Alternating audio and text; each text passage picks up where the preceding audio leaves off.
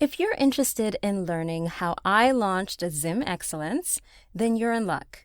Sign up for my podcast workshop and learn how it's easier and more affordable than ever to start a podcast.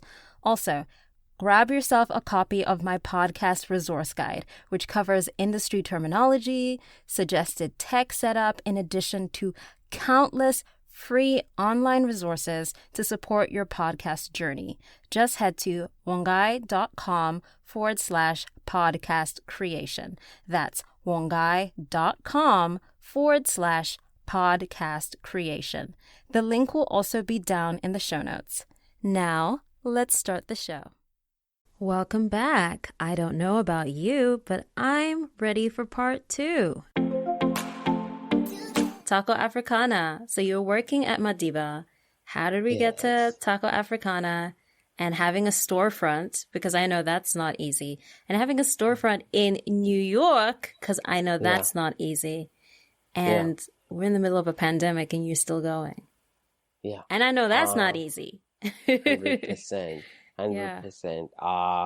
Just to clarify, we are working on a storefront. We don't have it yet. Sorry. I thought you did. Yeah, no. That's all right. Oh, but it's because I was thinking of the future because I'm already prophesying. I love that. Like I was using my gift, and I accidentally thought I was speaking the present, but it exists. Speak it into existence. Jesus, that's going to be a mouthful. But Taco Africana started because, like I mentioned before, quarter life crisis. What the F am I doing with my life? So I had literally two options.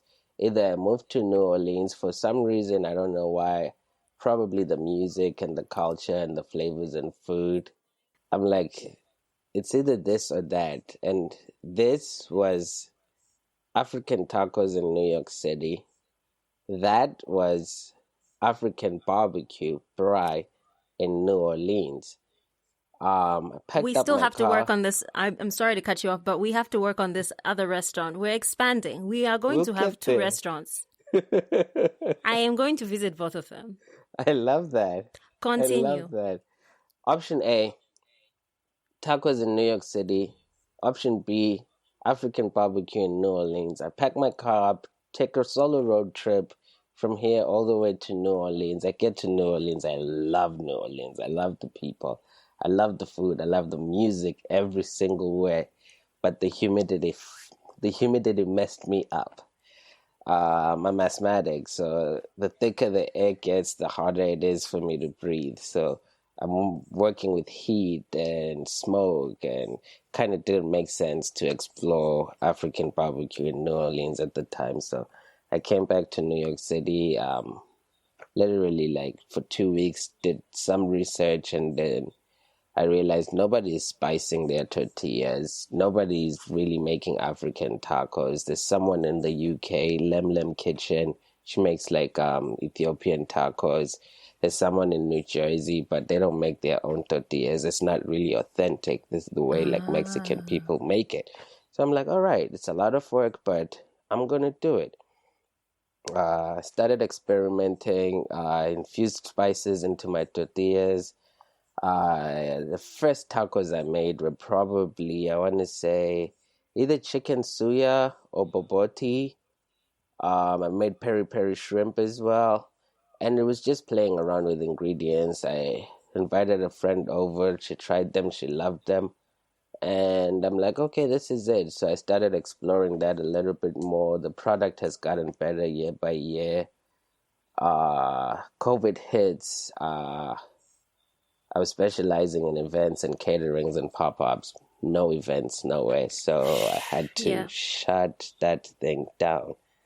I never, like, I honestly didn't think this thing would revive.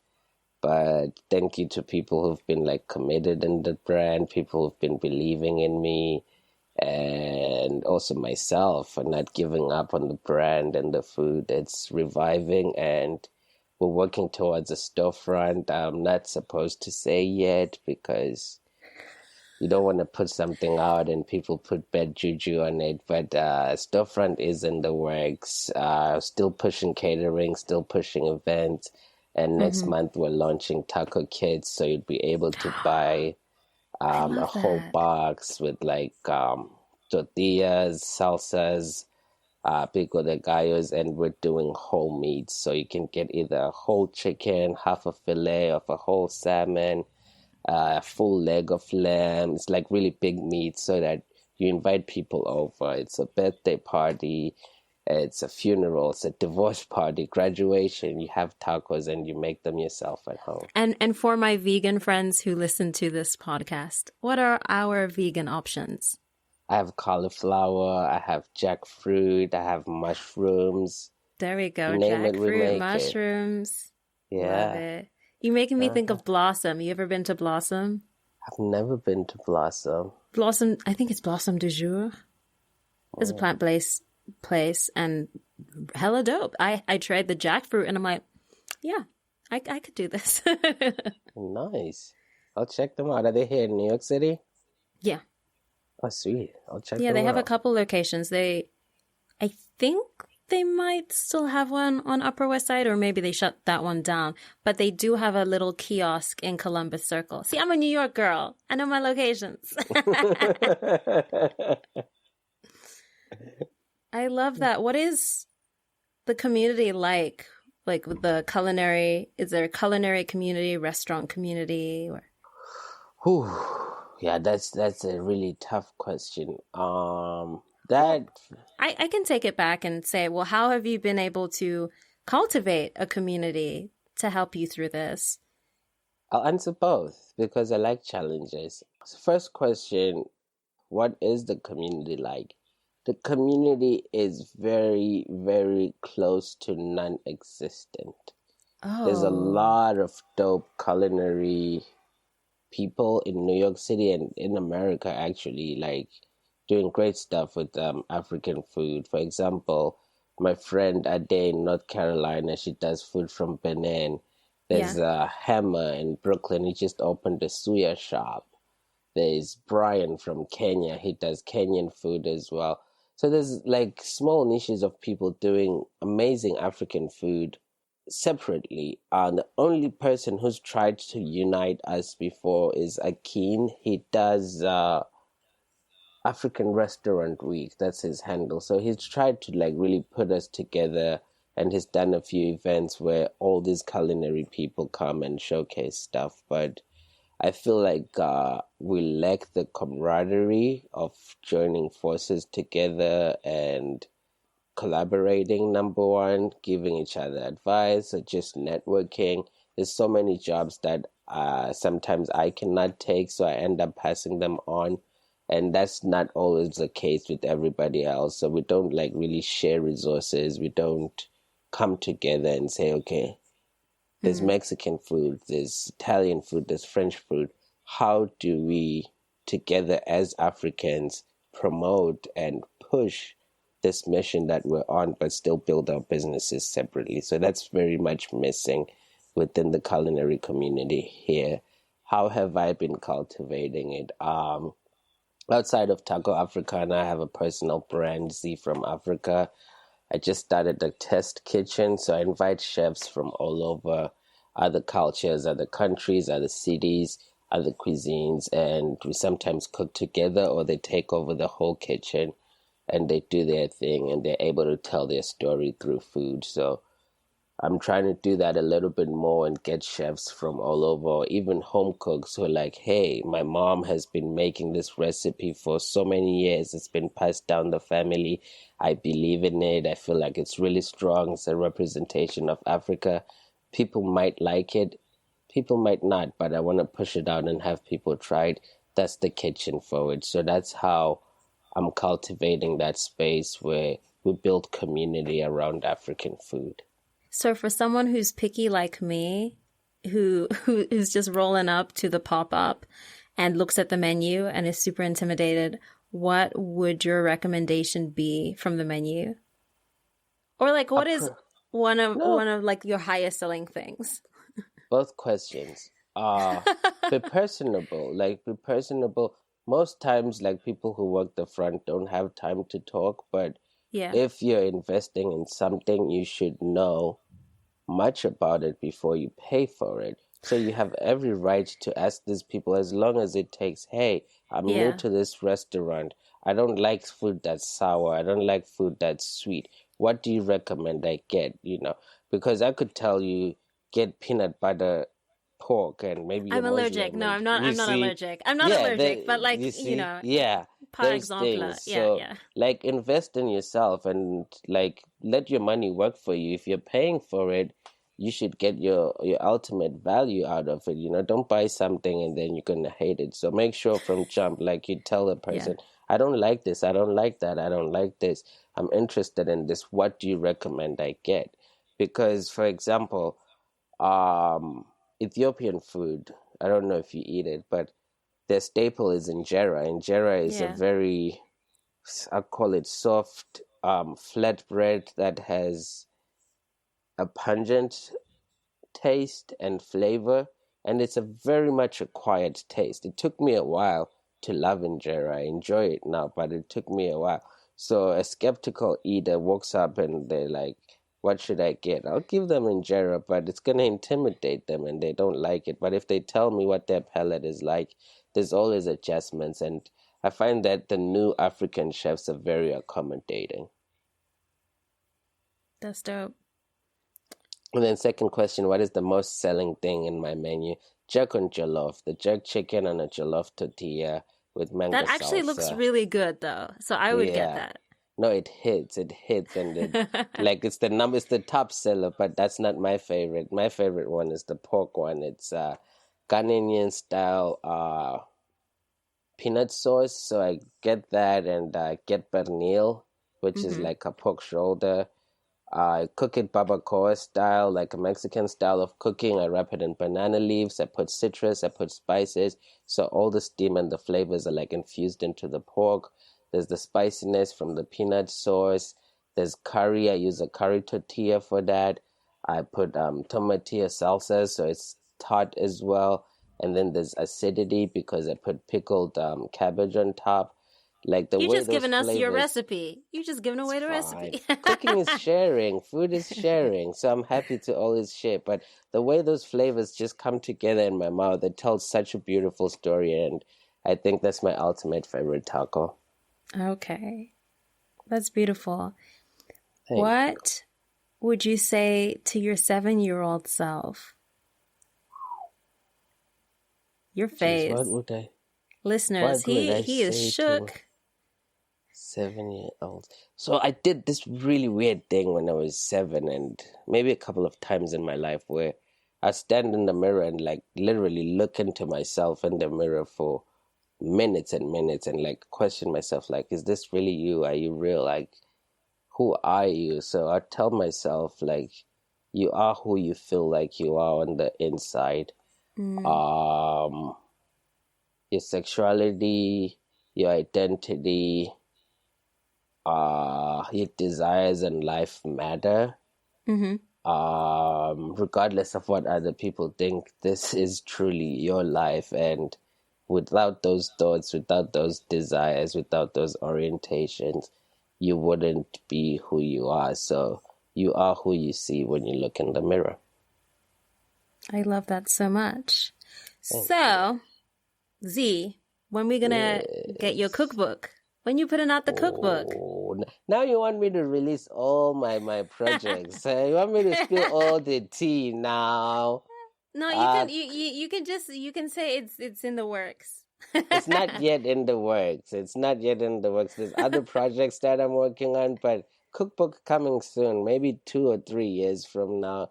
There's other things I want to focus on in the meantime, but yeah, maybe recipes coming soon, but a full cookbook, it's gonna be a couple of years. No worries. I thought I'd throw that question in there to see how you react. I love that so much.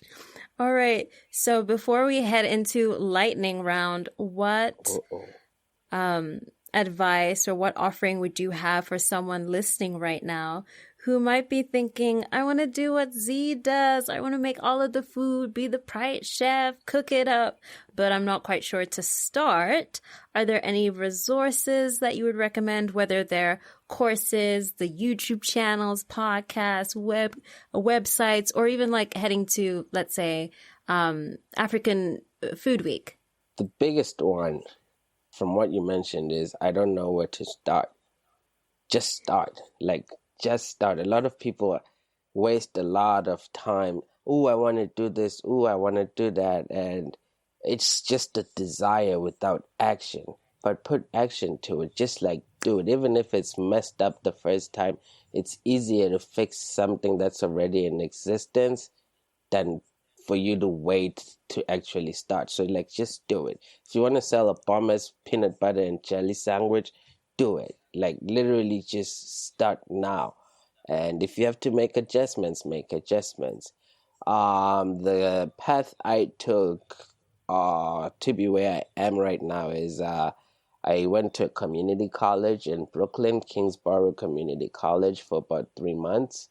It was a free course. I think I only had to pay $100 to get textbooks. They taught me how to hold a knife. They taught me how to be in a kitchen, basic soups, basic salads. It's basically a very crunched up introduction to culinary arts in the kitchen industry of New York City. If you can find that in your community, do that. Don't spend a shit ton of money in culinary school. Learn from your friends, learn from your aunts, learn from your uncles. If there's one thing that your aunt does really, really, really well, ask her, can you teach me? And then you start collecting those recipes. Listen to your culinary voice. Everybody cooks different. Everybody tastes different. So what you feel like tastes good and you truly enjoy, stick to that, because it would be the truest form of who you are and what you're selling, not an idea of what someone else thinks it should taste like. Believe in yourself and again, just start. That's awesome. Okay, you ready for lightning round? Let's do it. Lightning round. Okay, what's your zodiac? Aquarius. Awesome. Yeah. What is the last song you listened to? Oh my gosh. Okay, I don't mean to put your business out there, but we listened to Essence by Wizkid just now. It's fine. It's completely fine. If you can have it. I'm gonna put a pin in that. I hate that this is happening, and I love it at the same time. I like that Americans are playing this song. Americans are enjoying Afrobeats, but they're overdoing it. I don't want Essence to become like what Joanna was. Like, you could turn on Power 105 and hear Joanna, going to Hot 97, Joanna, you walk down the block, please, let's not overdo it. And I feel like Essence is going to do that. I had that conversation with my dad about, I forget who the artist was, but Fall, when Fall was Davido, huge. yeah, Davido, yeah, money fall, and it was like the whole summer I heard it walking through Harlem, walking downtown by like Washington Square, money fall. But I was digging it though. I was like, yes, get into the flavor, get into the flavor. All right, it's nice, but not to get off topic, but it scares me because I don't want it to be just a trend. Like, reggae, came, dancehall came, reggaeton came. It was popping for a while, and then it started to fade. So I don't want that to happen with African music. Like, don't let it be a trend. If you're going to bump it for life. See, I feel like the trend was when we had the that song Wind It Up, and then before then when we were doing the was it Izonto? Azonto, yeah. Azonto. I feel like the trend was when Azonto was hot, and then that song that they had, the other group had with Akon, where it was Chop My Money. Chop My Money, yes. I feel like that's when it was the trend, but like now I feel like it's it's less of a trend because you've got the Nice. WizKids and the Davidos and Burna Burna Boy, especially from Black is Boy. King and Lion Yeah. King, what Beyonce did for us, Yeah. did for the culture. And then you have, who am I thinking of? So WizKid, Burna Boy, Davido, Mr. Easy. Mr. Easy. There was someone else I was thinking of. I feel like I feel like we're at a steady pace that now it's less of a trend. It's here to, and I mean, it's we're here to even stay. hitting Grammys now, so it's good stuff. Yeah, like we're getting other artists on our songs. Yeah. Because it's hot. It's the flavor. It's a party, like It you is say. like I say, it is always a party. Okay, if you could have any superpower, what would it be? I thought about this one. I knew I did my homework right. So it would be ultimate and transferable invisibility. If I could grab my girlfriend and we get invisible and we're not seen and we can be anywhere in any room and not be seen, I think, that would be the best. That's fun. That's kind of like the invisibility cloak in Harry Potter, but better. And it's kind of like what the Flash does when he like puts people into flash time and he holds them and then they like slow down to his time, but better, of course. Okay. What is your favorite meal? I'm going to be biased and say tacos. Yeah. But it can't be one of your tacos. Oh, there's a food truck on 145 between Broadway and Amsterdam. They sell goat meat taco and cow tongue taco. I know that food truck. Yeah. I know like that. I know that food truck, but I didn't really like their food. I'm sorry. Really? Yeah, my roommate got on to me as well. He was like, "No, but that food truck is." I was like, "I don't know. Maybe it was the day I went, but I was like, this burrito is not. I've had better." Oh. Yeah, it really saddened me. There was this. I forget what the name of the store was. They used to have a kiosk down by Columbus Circle, and then they left me, and I was devastated.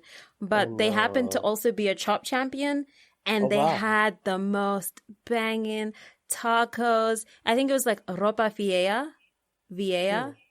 Ropa Apologies vieja. to my Spanish friends. My pronunciation can be off. But it was so good. Okay, what is your favorite song to dance to?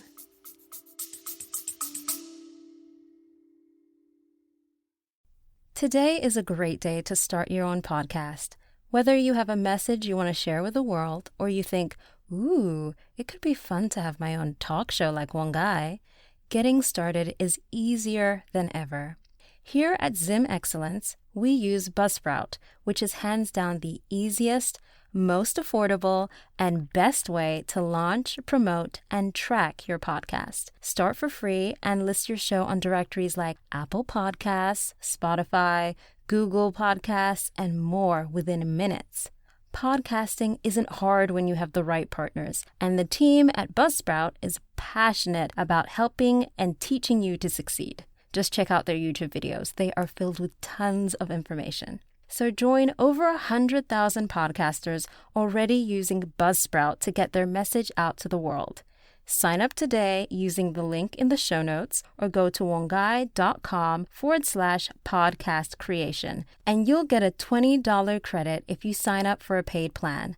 It also helps support the show. So go ahead, sign up for Buzzsprout, and keep me posted on your new podcast. Now back to the show. Oh, jeez. Right now and again, I'm scared this song is going to do what Joanna did. Right now it's Soundgasm by Rema. Oh, I haven't heard that yet. I'll check that out. Pepe. It's really good. Favorite Zimbabwean musician? Wow, this is tough because ultimately... And you knew this was coming. If you listened to the podcast, you knew this was coming. Yeah, but I didn't prepare for this one. Ultimately, it's two. Ultimately, because he's like really a legend and he's been worldwide with African music, even to a point where he said Haina Tambo. If you're Zimbabwean, you'll know what that is. Talking about Oliver Mtukudzi, but because I'm Ndebele and I love hearing Ndebele lyrics, it's Love Moma Jaivan. Oh, sweet. Yeah.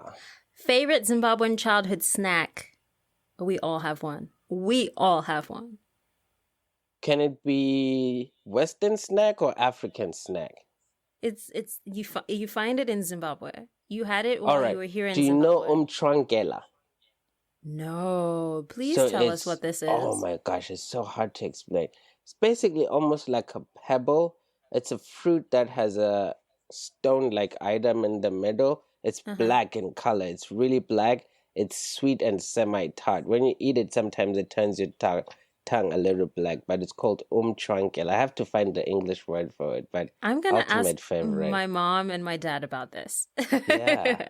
Okay, it is time for the most controversial question of them all. Mazoe orange Oh God. versus Mazoe green. No, definitely orange. I don't know what they were doing with green. I don't know what they were doing with green. One of these days, Schweppes is going to be like, yo, why you do us like this? Schweppes should be paying me for the way I advertise Mazoe every episode. Facts. Facts. What is one word you would use to describe yourself? Just one. Resilient. Yes. I am Zim Excellence because blank. I am Zim Excellence because I was born in Bulawayo, grew up in Ziligazi, went overseas to a concrete jungle of New York City where there's so many cultures, so many life experiences, but I was able to stay true to my roots and showcase and live an African life. Amazing. If you could nominate someone for the award of Zim Excellence, who would it be? I don't know if you know her yet. She was actually a crush of mine before, almost dated, almost considered getting married. Her name is Shoot your Sakile. shot. No, not anymore. I'm taken now. But her name is Sakile Kanye. She's based in England right now. She also grew up in Bulawayo. Cousin to a very good friend of mine. She started a publishing company / a magazine. It's a digital and print magazine in London. It's called Classique. She's had people like from Mafigizolo on one of her issues. I was actually on her first issue. I feel like she's doing really great stuff, showcasing people from Zimbabwe and other countries, and just to have that publication and have it be owned and run by a young Black and Zimbabwean person in England is phenomenal. Oh, we love that so much. And who would you nominate to come on the show, Zim Excellence? Who would I nominate to come on the show? Oh, my cousin, Q Dube. He's a comedian. He's based in South Africa right now, but he's Zimbabwean. He's also done really phenomenal stuff. I think, he'll bring a lot of humor and laughter to the show, and it would be nice to hear and pick some of his brain. Amazing. Thank you so much, Z, for sharing your time with us today. So as we wrap up, I would love it if you could share a message with our listeners, as well as letting them know where they can continue to follow your journey, whether that's a website, Instagram, or Twitter, and you don't have to spell it out. I love that. Right. Final closing words. Let's continue the work that Nelson Mandela started in South Africa. No race, no person should be oppressed because of their gender, because of their class, because of their color, because of their cultural beliefs. We're all equal. We're all humans. We have this one earth. Though some of you are going out of space and it's blowing my mind, but everyone will not stop talking about that. Yeah, going back into topic, let's treat each other equally. Let's be fair to each other and try, if you can, to use every moment as a teaching moment. Had a recent experience with that microaggression thing from a Caucasian family, rather. And I'm very sad that moment did not become a teaching lesson, because this is how we break the generational curses. This is how we break the cycle. When your kid says something bad, you correct it and you make sure that they know that it's wrong. And racism is very much a taught thing and a passed down thing, and it will end if only we educate each other and educate our children. So yeah, remember to use all moments as teaching moments, especially for your children. They are the future of this earth. To find out a little bit more on what I'm doing, you could find me on Instagram. It's ZI from Africa, ZI.from Africa. If you're looking for like culinary flavors and trying to keep up with the taco brand to see what we're doing, it's Instagram and Taco Africana. And yeah, like just find me on Facebook, find me on Instagram. My email is also on my Instagram. Reach out to me for any questions. I'm always happy to collaborate with people. And I just want to share African culture with y'all. We're just going to give a quick shout out to Epiphany, who just hopped on the Instagram live, because she's the reason we know each other. Yes. Z, thank you so much for sharing your light and your creations and everything you're about. You please know that you deserve all of your flowers, that what you're doing is revolutionary, that it is inspiring, and you've come such a long, long way, and that so many people will look up to you, all the inspiring and aspiring chefs from Zimbabwe and from the continent, as well as all the fellow foster kids as well. So thank you for showing us what's possible. Thank and you. I can't wait to eat some food. Yes. Yes. Thank you. That was really nice. All of the links and resources that we mentioned in the show will be down in the show notes. Have a great week, y'all.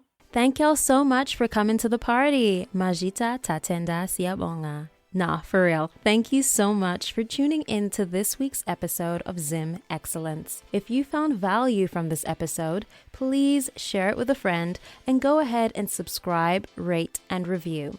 If you send me a screenshot of your review, I'll make sure to give you a shout out on future episodes. Feel free to tag us on Instagram at Zim Excellence Podcast.